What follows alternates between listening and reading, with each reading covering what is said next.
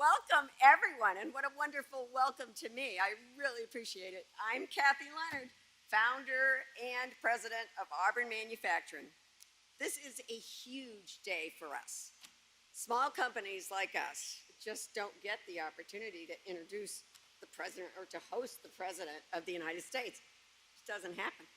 We've been making heat-resistant textiles for industry and defense for 43 years now.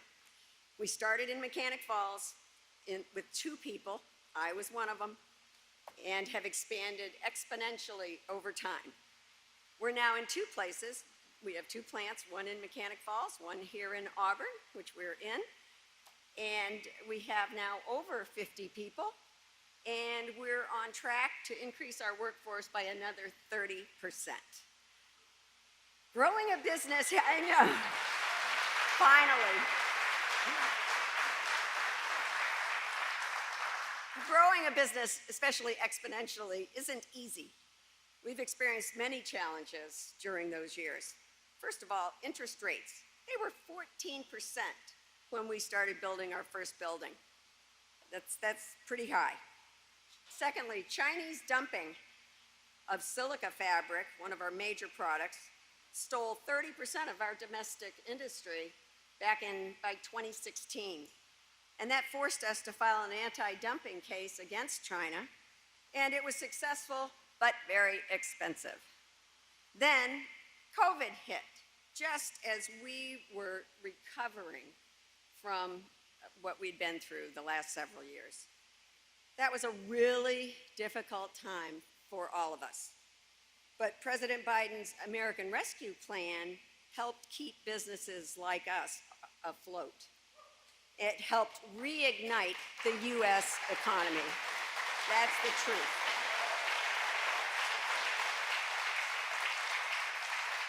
His bipartisan infrastructure law got folks hired, rebuilding our roads, our bridges, our critical infrastructure, and helping businesses of all kinds. His Inflation Reduction Act and CHIPS and Science Act and his focus on American manufacturing has increased demand for US-made products like ours. So, we're now back. We're growing our workforce again, we're entering new markets, and we're upgrading our plants and equipment. While our tagline, you can see over there, is innovation on fire. You know, we were really on the brink of about flaming out for a while. And it's now, it really is now, innovation reignited. So, but that's enough. You know, the Bidenomics agenda is helping make that happen for small US manufacturers like us. But enough about us. It's now my distinct honor to introduce the President of the United States, Joe Biden.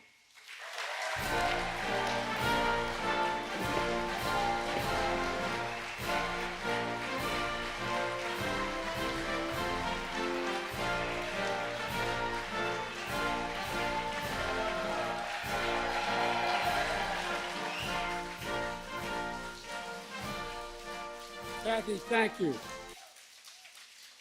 Thank you, thank you, thank you. And to the governor and the congressional delegation, the mayors, thank you, thank you, thank you. Governor Janet Mills, you're doing a great job for the people of Maine. And my good friend and great partner and a tireless fighter for good jobs, Senator Angus King, including right here in Auburn manufacturing.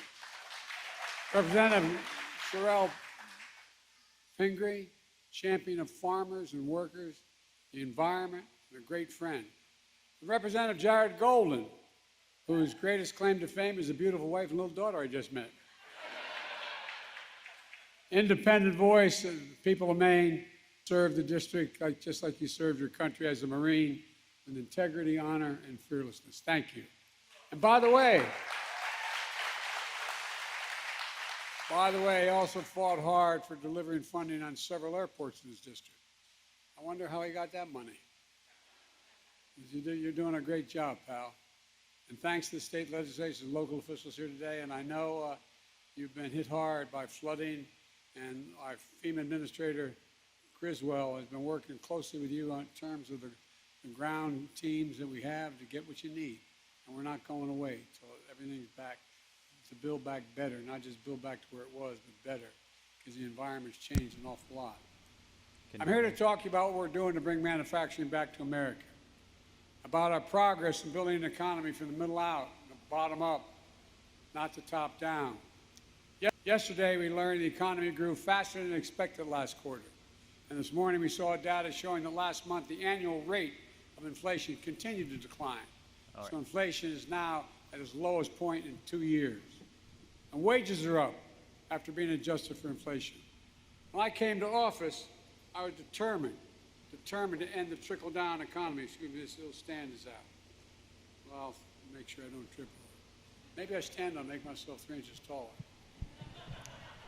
I came to office determined to move from a trickle-down economics that everyone from the Financial Times and the Wall Street Journal and it's called Bidenomics with a plan that's working, building from the bottom up, middle out. Folks, you know, all the trickle-down stuff, when the wealthy do very well, we all do well. Well, my dad was an honorable man. My dad worked like the devil, a real gentleman. But not a whole lot ever trickled down on our kitchen table. If you're middle-class folks, I didn't get much. According to Morgan Stanley and Goldman Sachs, it's leading to a boom in manufacturing, what we're doing. We've created over 13 million new jobs, more than before the pandemic. Nearly 28,700 here in Maine.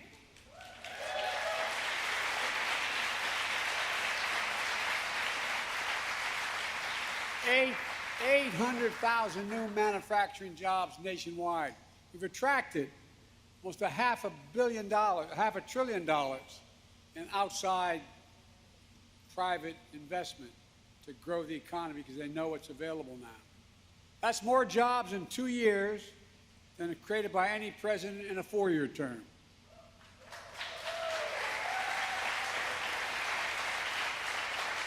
Unemployment in America has been below 4% for the longest stretch in over 50 years. And it's not just that we've recovered all the jobs we lost during the pandemic. It's that we now have more jobs than we did before the pandemic. Because unemployment has been so low for so long, workers have been left behind for decades aren't just finding jobs, more jobs, they're finding better jobs with higher pay. And no wonder job satisfaction, according to all the measures, is at a 36-year high. A share of working-age Americans in the workforce is as high as it's been in 20 years, including during every single day my predecessor was president. Remember they were going to have that infrastructure week? Anyway, long story. People are coming off the sidelines. Unemployment is down, but so is inflation. Remember, the experts told me and told it all that to get inflation under control, and I love this as a middle-class guy, we had to lower wages and had to have higher unemployment. Only way to get inflation down. Maybe if we get the excess profits of corporate America down, we lower it. But I've never thought the problem was too many people or the working people were making too much money. We now know a big part of that reason for inflation was the pandemic, the war in Ukraine, broken supply chains, and excess profits. All hitting pocketbooks hard while padding corporate profits. By the way, I'm not against corporations. I come from the corporate capital of the world, Delaware. Well, seriously, more corporations incorporated in my state than every other state in the union combined. But they should pay their fair share.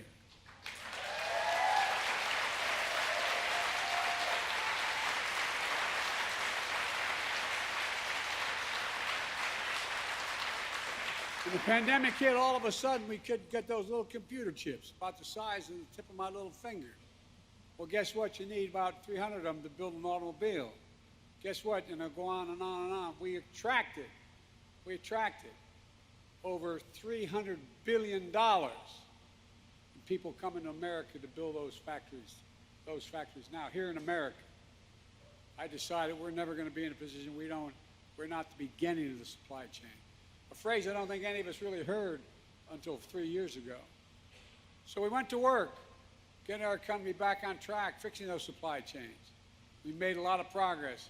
Now, one reason we have inflation fall by 2/3 without losing jobs is that we're seeing corporate profits start to fall as well. We have more to do, but I like what I said.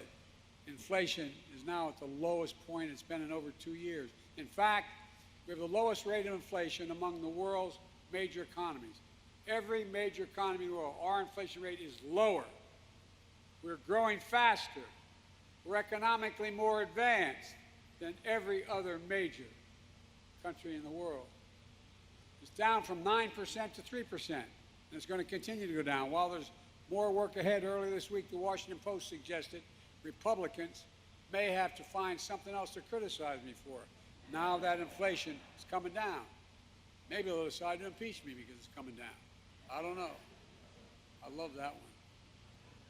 Oh, anyway, it's another story. At the same time, pay for low-wage workers has grown at the fastest pace in over 2 decades, and wages are growing faster than inflation. That means an awful lot to working people where I come from. They have more money in their pockets than they did before. My dad used to say, at the end of the month, the question is, you just have a little, after you pay all your bills, you have just a little breathing room, a little left over. Folks, that's Bidenomics. It's about growing the economy and strengthening the middle class, making things in America again. Under trickle-down economics, it didn't matter where companies made things as long as it helped their bottom line. Even if that meant jobs and supply chains moved overseas. What did most of these guys do? They decided to send the jobs overseas where the labor was cheaper and bring the product made back to the United States more expensive. Entire towns and communities got hollowed out, not just here in Maine, but all across America. This is not just for Maine, this is all of America. Small towns and medium-sized towns all across America. Factories got shut down. All over the country, parents saying to their children, honey, I'm sorry, I lost my job. We can't live here anymore. You saw it here in Maine. Let me remind you of a few examples. Auburn and Lewistown, right next door, used to be home for some of the country's largest textile mills. Bates Manufacturing was the largest employer in Maine, with thousands of employees supplying the country with high-quality cloth and quilts. Bates Manufacturing survived the Civil War, the Great Depression, and 2 world wars. But in the 1990s, American textile production moved overseas. Bates closed shop, and by the way, my state used to be a gigantic producer of textile, the DuPont Company. Same thing happened with Maine's iconic paper industry. The same thing happened. The industry lost 8,000 jobs over the past 2 decades as paper mills shut their doors. Take the Verzo Mill, Bucksport, founded in 1829, provided generations of good jobs and up to 47% of the town's tax revenue. A decade ago, it closed, devastating the town, like so many thousands of towns all across America. Between 1990 and 2010, Maine lost nearly 45,000 manufacturing jobs. And like we saw across the country, once thriving cities and towns became shadows of what they used to be. When these towns were hollowed out, something else was lost as well. And I come from Northeast Pennsylvania and know about shutting down towns. Pride. People lost their pride. Folks, this is what trickle-down economics looks like. But now we're turning things around.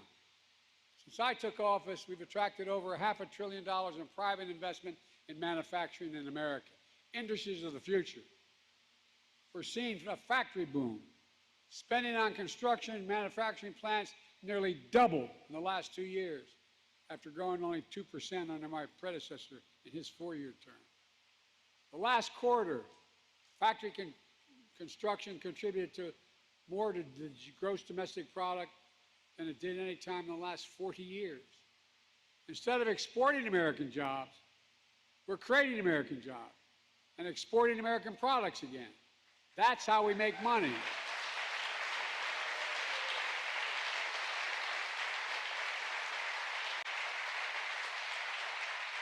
Like here at Auburn Manufacturing, you heard Kathy talk about starting this company 40 years ago, making advanced textiles that are fire and heat resistant. They weathered decades of economic storms. Now, with the help of the American Rescue Plan, they're having their biggest export year ever. The company's growing, and their products are made in America. Made in America.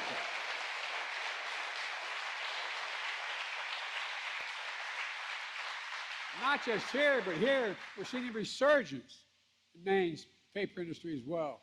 Under the previous administration, a mill in Westbrook owned by Sappi North America laid off 75 workers. Under my administration, they got $1 million grant from the American Rescue Plan. They used it to invest in technology to improve pulp yields. Now they're expanding their business, creating hundreds of good-paying jobs. In Bucksport, the old Verso site is now home of an aqua farming company that raises sustainable salmon. The town is beginning to boom again. And that's just the beginning. We're focused on growing the rural economy in Maine as well and all across the country. For example, under my administration, Maine has received millions of dollars to strengthen and expand access for small and mid-sized meat and poultry processing. Up to now, you had to go hundreds of miles, and you only had a few processors, and they gave you what they thought was necessary, not what your product was worth. Having these facilities close by means farmers have a better shot getting a fair price for their product. When those farmers do well, when the wealth they generate stays in Maine, when their children can stay in Maine, continue to farm, it builds a stronger rural economy. Building an economy from the bottom up and the middle out means small and mid-sized farmers, foresters, fishermen have a chance to succeed right here where they're from and don't want to leave. That's why we're providing funding to encourage companies to use resources harvested in Maine for new and innovative products. We're creating new markets for those products, like mass timber for use in tall buildings, or plant-based packaging materials, or sustainable aviation fuels. That's where it's going to come from, by the way. Mark my words, in the next 20 years, farmers are going to provide 95% of all the sustainable airline fuel.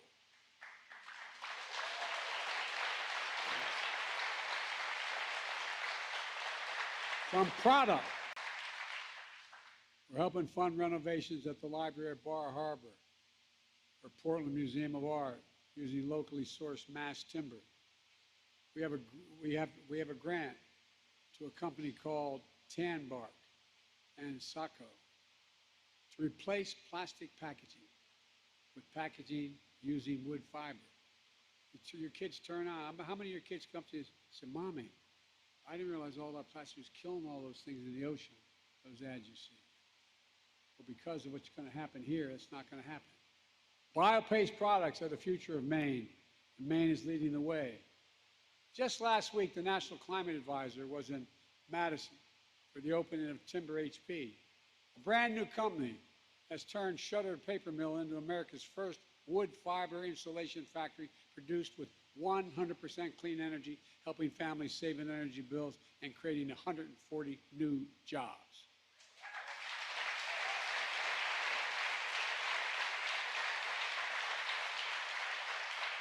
And I want to congratulate Governor Mills, who just yesterday signed legislation making Maine a leader in the offshore wind industry. It's a big deal. It is a big, big deal. Committing, and the federal government's doing the same, committing to 3 gigawatts of offshore wind by 2040, and which will create good-paying union jobs.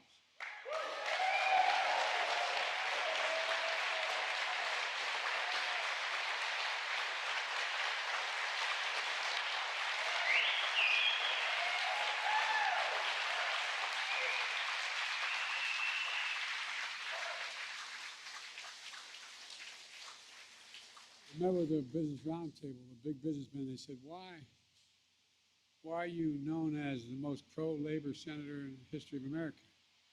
Simple reason. Makes your products better and ultimately cheaper. You know, everybody thinks to become, for example, an electrician. You show up and say, "I want to be an electrician." You got 5 years.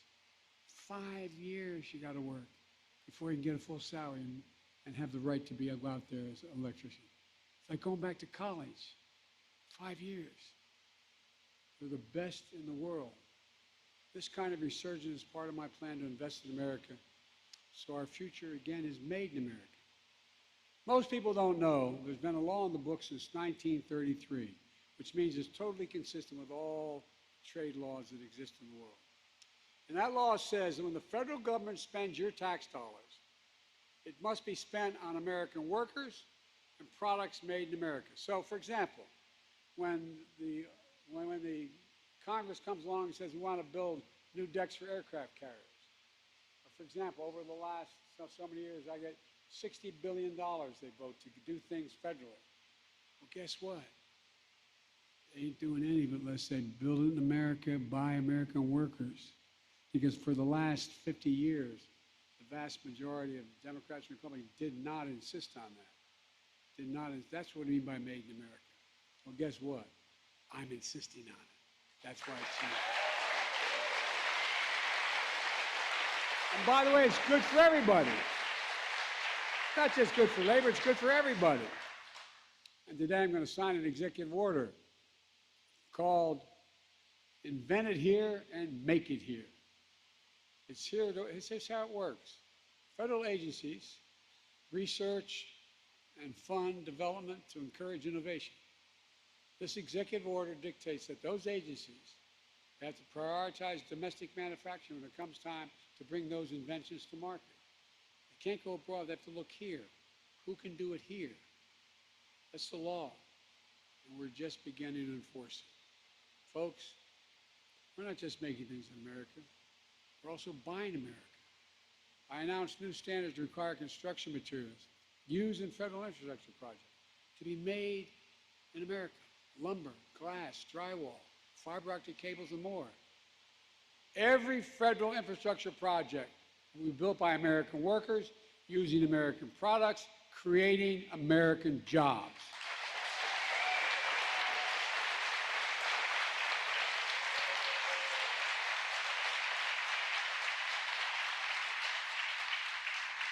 Folks, you know, these international agencies rate all governments about their capacities.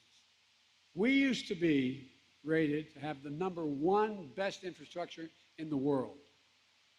Now we're number 13. China used to be beyond 13, and now they're number 2 or 3. What's going on here? How can you have the best economy in the world and the 13th ranked infrastructure in the world? Through the bipartisan infrastructure law, some of my Republicans crossed over and supported this. We've already announced over 37,000 projects in 4,500 communities. Remember we used to have Infrastructure Week in the last guy's administration? Now we got Infrastructure Decade. Because guess what? Guess what? It's $1,300 billion invested in America over the next 10 years. $1.5 billion invested right here in Maine so far. For example, we're cleaning up legacy pollution, Callahan Mine and the Superfund site in Brooksville. Maine is receiving $164 million to replace lead service lines and improve drinking water and address contaminants like PFAS. We're removing every single lead pipe in America. They're a risk to everyone's health, especially to our children with 400,000 school fountains have that lead in it. Right now, over 42,000 homes and small businesses across Maine don't have access to high-speed internet. We're investing $500 million in Maine to connect every single corner of the state, especially rural communities, to internet, affordable internet. And we're making it affordable, saving nearly 100,000 families $30 a month for their internet bills. We're making investments like this all across the country. You can see exactly where to go if you go to online to go to invest.com. Invest.com. Punch in wherever neighborhood you want to find out about. You'll see what we're doing. These investments are going to create thousands of jobs across the country. We're making sure workers have the skills they need to do these jobs. In Maine, the AFL-CIO is, with funding from the American Rescue Plan, just graduated its first cohort of its union construction academy to bring unprecedented workers like women and people of color into the trades. The IBEW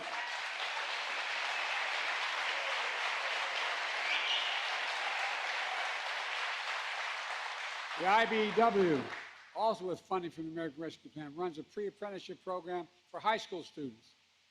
And there is a training center in Newport. Folks, this matters. My Investing in the American agenda also has another transformative impact. Every single Republican in the Congress voted against the Inflation Reduction Act. That's the one that had a total of $659 billion for infrastructure, for the environment over the next several years. You see, they don't think we have an environmental crisis. All this stuff happening is just temporary. They don't wonder about it anymore. You know, when the ocean off the state of Delaware, or off of Florida, is 102 degrees, something's going on. The vast majority of them voted against the infrastructure law as well. But that hasn't stopped them from claiming credit for it. Now, billions of dollars and thousands of jobs are coming to their states. Well, like I said, the State of the Union, I'll see them at the groundbreaking. Folks,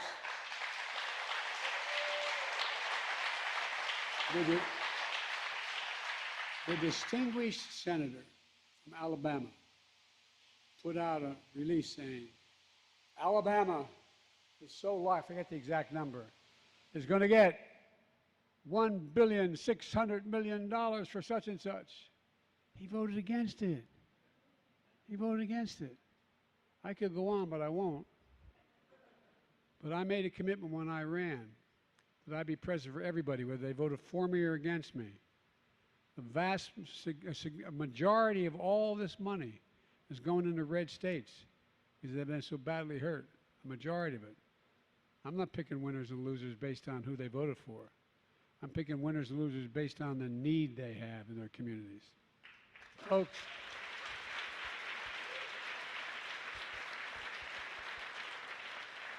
let me close with this. I'm not here to declare victory on the economy. We have more work to do. We have a plan for turning things around. Bidenomics is just another way of saying restoring the American dream. 40 years of trickle-down economic limited that dream to the very top. But I believe every American willing to work should be able to get a job, no matter where they live in the heartland, small towns, the Northeast, big cities, to raise their kids in a good paycheck and keep their roots where they grew up.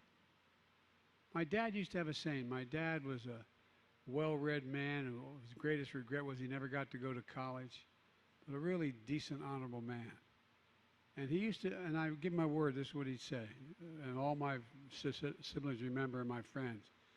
He'd say, Joey, a job's about a lot more than a paycheck. It's about your dignity. It's about respect. It's about being able to look your kid in the eye and say, honey, it's going to be okay. It's going to be okay. That's what it's all about. That's what it's about. That's the American dream. If you're willing to work hard, you ought to be able to make it. Shouldn't be limited to just a few people. It's rooted in what's always worked best in this country. Investing in America. Investing in Americans. Because when we invest in our people, when we strengthen the middle class, we see stronger economic growth and everybody benefits. You know, we're making significant progress, and I want you to know we've done all this without raising taxes. And guess what? I commit that we'll never raise federal taxes on anybody making less than $400,000, period. Unlike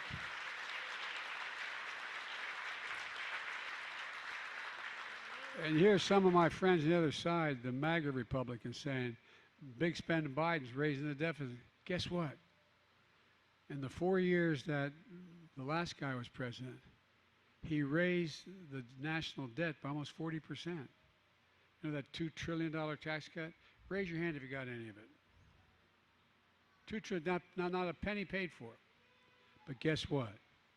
In 2 years, I've cut the national debt by $1.7 trillion while doing all of this. While doing all this. $1.7 trillion. Because when ordinary people are able to make a living, they buy things, they go out and do things, they're able to live. And it raises funding. It doesn't cut it. It doesn't cut the idea that we're going to have a bigger debt. For the longest time, I've been told to give up on American manufacturing. And some of you have been involved in American manufacturing. How many times have you been told? Well, we used to be the largest manufacturer in the world, but not anymore. We can't compete. Hell, we can't compete. There's nobody in the world we can't beat, let alone compete. I've never believed it, and we have the tools to change it. America used to lead the world in manufacturing, and we're doing it again. Folks,